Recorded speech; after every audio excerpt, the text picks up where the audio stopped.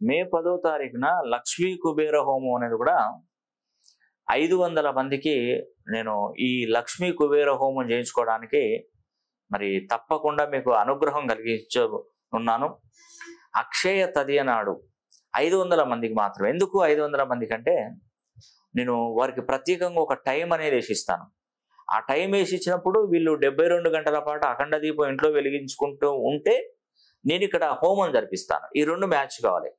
At least అమ్మవారి అనుగ్రహం మీ ఇంటి వరకు తీసుకొచ్చే బాధ్యత నాది. కానీ 72 గంటల పాటు అఖండ దీపాన్ని కాపాడే బాధ్యత మీది. ఇది కేవలం 500 మందికి మాత్రమే. ఎందుకంటే మళ్ళీ అమ్మవారి దగ్గర నేను వైష్ణోదేవి అమ్మవారి దగ్గరికి వెళ్తాను. అమ్మవారిని వరం కోరుకుంటాను. అమ్మవారి పాదాల దగ్గర గోమతి చక్రాలు పూజించి ప్రతి ఒక్క కుటుంబానికి 5 గోమతి చక్రాలు ఇస్తాను. అవి పూజా గదిలోను, గల్లా పెట్టెల్లోను, వ్యాపార సంస్థలో. మే 10వ తారీఖున 2024 సంవత్సరం స్వస్తి శ్రీ క్రోధినామ సంవత్సరంలో లక్ష్మీ కుబేర హోమం తలపెట్టనున్నాను. ప్రతి ఒక్కరూ లక్ష్మీ కుబేర హోమం చేయించుకొని సంపన్నులు అవ్వండి. మీ గోత్రనామాల పైన జరిపించిన హోమానికి సంబంధించిన వీడియో చిత్రీకరించి మీ వాట్సాప్ నెంబర్లకు పంపించబడుతుంది. లక్ష్మీ కుబేర హోమం జరిపించుకోవడం వలన కలిగేటువంటి ప్రయోజనాలు. మొట్టమొదటి ప్రయోజనము, రుణ బాధల నుండి శాశ్వత విముక్తులవుతారు. వ్యాపారాలు చేస్తున్నటువంటి వారికి కోట్లలో వ్యాపార అభివృద్ధి జరుగుతుంది. ఇంట్లో ఎప్పుడూ ధనానికి ఎలాంటి లోటు కూడా ఉండదు. ఉద్యోగాల కోసం ప్రయత్నిస్తున్నటువంటి వారికి ఉద్యోగ ప్రాప్తి తప్పనిసరిగా ఉంటుంది. విదేశాలకు వెళ్ళాలనుకుంటున్నటువంటి వారు వారి కళ నెరవేర్చుకోవడం జరుగుతుంది. మనం ఇచ్చినటువంటి డబ్బు తిరిగి రావడానికి కూడా చాలా ఉపయోగపడుతుంది.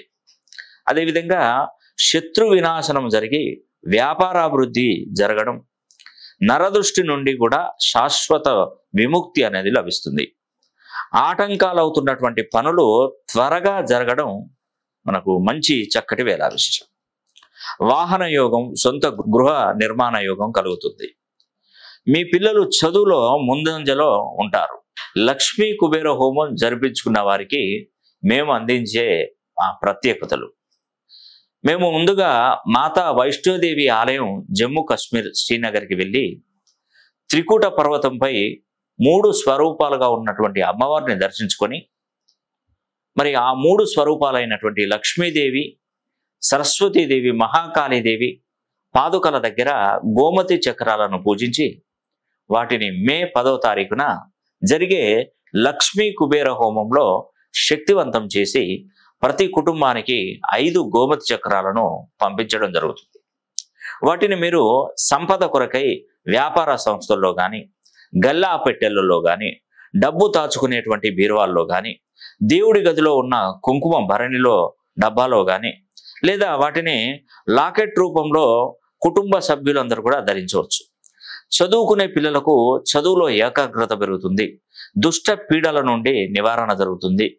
సంపాదించే ఆదాయ మార్గాలు కూడా పెరుగుతాయి. లక్ష్మీ కుబేర హోమం జరిపించుకునేవారు పాటించవలసినటువంటి నియమాలు.